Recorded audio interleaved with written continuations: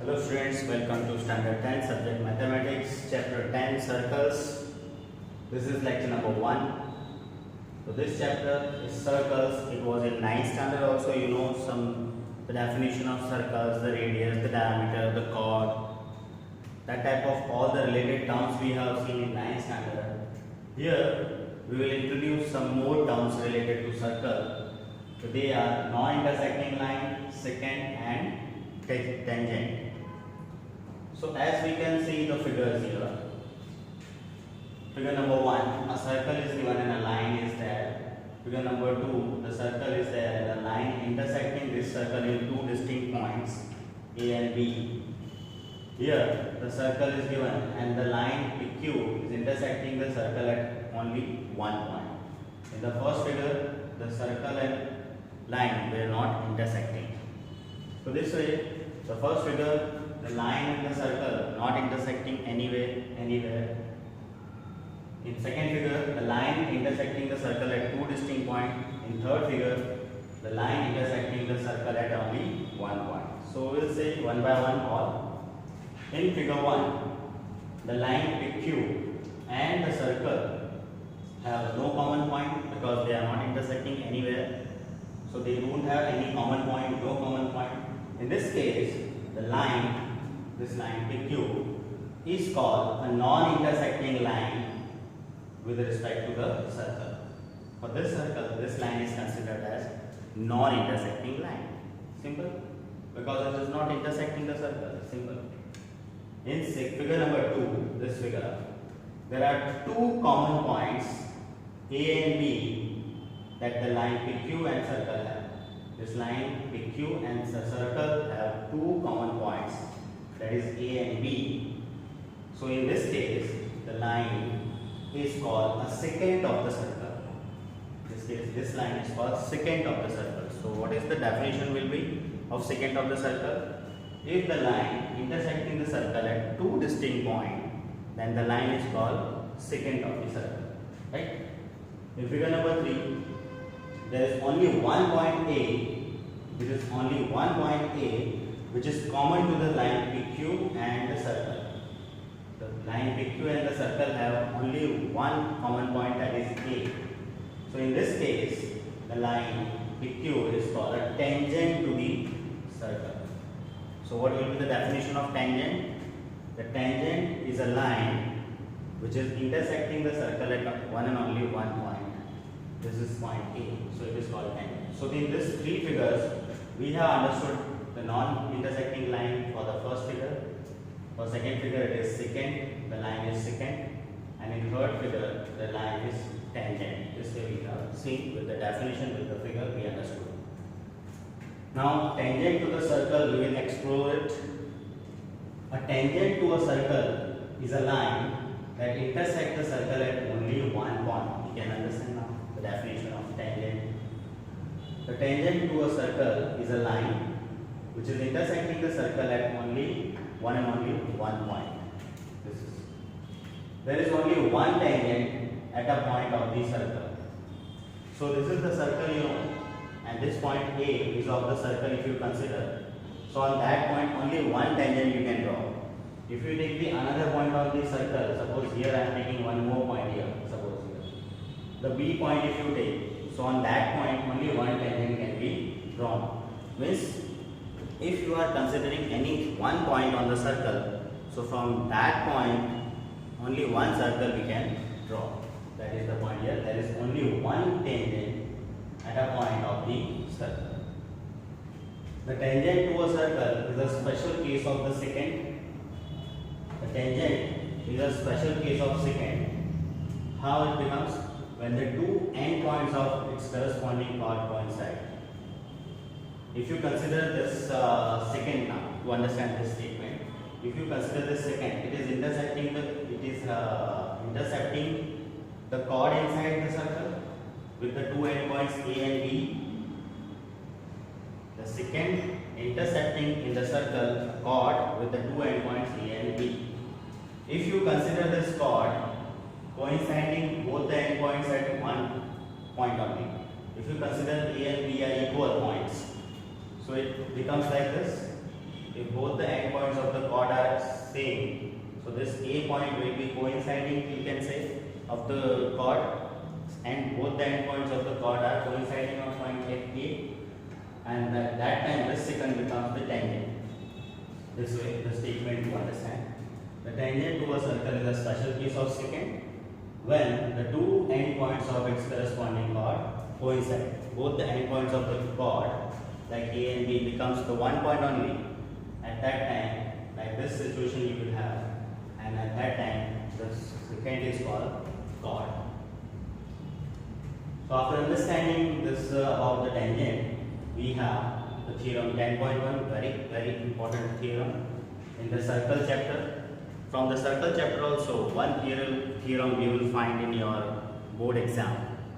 So it is very important for the exam point of view also. It may be asked of 3 or 4 marks. So very important theorem it is. And the theorem is the tangent at any point of the circle, like here the figure we have shown, a point of circle P we have shown here, and a tangent is drawn on that, xy is a tangent drawn on that, is always perpendicular to the radius through the point of contact. This tangent will be always perpendicular on the radius drawn from this point to the center, means OP. So xy as a tangent will be always perpendicular on the radius drawn on that point of contact. For more reference, we have to understand the point of contact also. What is point of contact? So as we know that the tangent is always intersecting the given circle at only one point, that only one point is called, that intersection point, that is only one point, that is A here in case, is called point of contact. So in this case, what is that point of contact? The line that is tangent xy intersecting the circle at point P of the circle. So this P point is common in circle as well as in the tangent. Only one point where the tangent is intersecting the circle. In this point P is called point of contact. On that point of contact, if you draw the radius, so that on that radius, this tangent will be perpendicular. This we want to prove here, and this we will use in the next coming examples and questions also. So the data will write what is given in the statement is the tangent xy is given at a point P of the circle. To prove what you want to prove here, the radius OP is perpendicular on tangent xy. This we want to prove. This is the perpendicular sign here. The radius OP is perpendicular on xy. This we want to prove here. Proof. To prove this, take a point Q which is not equals to P, means other than P, on xy and join OP. So on xy we have taken the point Q, extra point Q, which is not equals to P, means don't take on the P the new point. Other than P, any point Q you take on xy. So we have taken Q here on the line xy other than P, and then join O to Q. Join OQ. So this is by broken line we have shown it because it's extra construction we have drawn. Now what is the conclusion about this Q? Therefore the point Q must lie outside the circle. Why this Q is on outside of the circle only, we will say. Why it will not be inside the circle? So that is also with the reason here we have. If Q lies inside the circle, let for a while take that Q is coming inside the circle. If Q will be inside the circle, you know this Q we have taken on xy, and if Q will be inside the circle, then it will be passing through P and passing through Q. The line xy is passing through the circle and intersecting the circle at two distinct points. At that time, this xy becomes the secant. If Q will be inside, if Q lies inside the circle, line xy will become a secant, because line xy will pass through inside the circle and it will intersect the circle at two distinct points and becomes secant. So if Q lies inside the circle, xy will become a secant. Xy will become a secant and not a tangent. It will not remain the tangent, but xy is a tangent that is given in the statement. Xy is a tangent. It is not a secant. So Q will not be inside the circle. That is true. If Q point is not inside the circle, it will be outside the circle. Therefore, Q point is outside the circle. For any point outside the circle, you know that point's distance from the center will be greater than the radius. So OQ shows the distance from center to outside point. It will be always longer than the radius OP. Therefore, OQ is greater than OP. That we have proved up to here.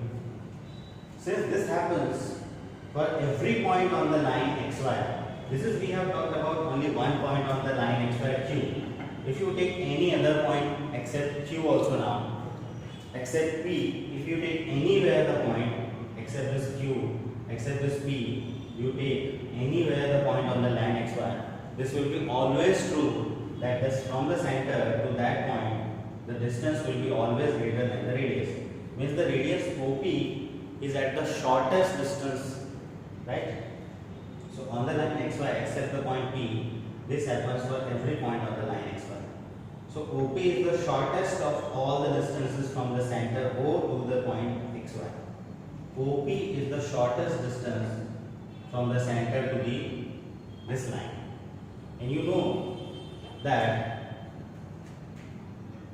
the shortest distance if you have from the point to the line, it is always a perpendicular. Like here we will, actually in 9th standard we have seen, here also I will tell you. Let the line is here and here the point is there, O. And this is suppose the line XY. If you take many distances from this 2 point to here, this way, this way, this way, this way, P, Q, R, S. So, and if you find OP, OQ, OR, OS, all are the distances from the point to the line, and if OP is the shortest distance, at shortest distance always the 90 degree will be made. At the shortest distance it will be 90 degree made. So in this first case also we are finding that OP is at the shortest distance from line XY, from center to the line XY. OP is the shortest distance from center to the line XY. So that means radius OP is perpendicular to the tangent XY. Because it is shortest distance, it will be perpendicular on the line. So OP is the perpendicular to the tangent XY. Therefore, in short, we can write symbolical way that OP perpendicular XY that we wanted to prove in this theorem. So the theorem is very easy theorem. We have to write it 2-3 times and prepare it very well. It may be asked of 3 or 4 marks weightage in exam. So very important theorem it is. So prepare it. Great. Thank you.